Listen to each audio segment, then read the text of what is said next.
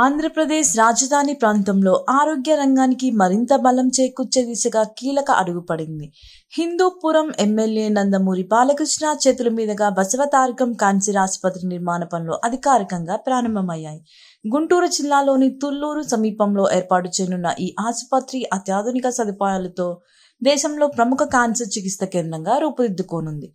సుమారు 21 ఎకరాల విస్తీర్ణంలో నిర్మించబడుతున్న ఈ ప్రాజెక్టును దశల వారీగా పూర్తి చేయాలని అధికారులు ప్రణాళికలు రూపొందించారు. మొదటి దశలోనే అధునాతన వైద్య పరికరాలు, ప్రత్యేక వార్డులు, నిపుణుల బృందంతో సేవలు అందించేలా చర్యలు తీసుకుంటున్నారు.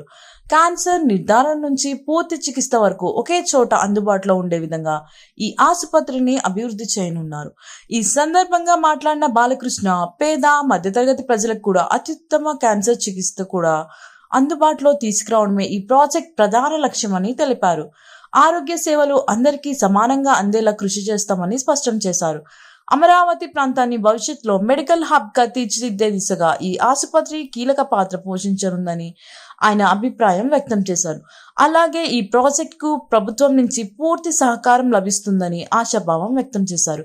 ప్రాజెక్ట్ పూర్తయిన తర్వాత రాష్ట్రం నలుమూలల నుంచి వచ్చే రోగులతో పాటు ఇతర రాష్ట్రాల నుంచి కూడా పెద్ద సంఖ్యలో ప్రజలు ఇక్కడ చికిత్స పొందే అవకాశం ఉందని అధికారులు తెలిపారు. మొత్తానికి బసవతారకం క్యాన్సర్ ఆసుపత్రి నిర్మాణం పూర్తయ్యాక వేలాది మంది రోగులకు నూతన ఆశాకిరణంగా నిలవనుంది.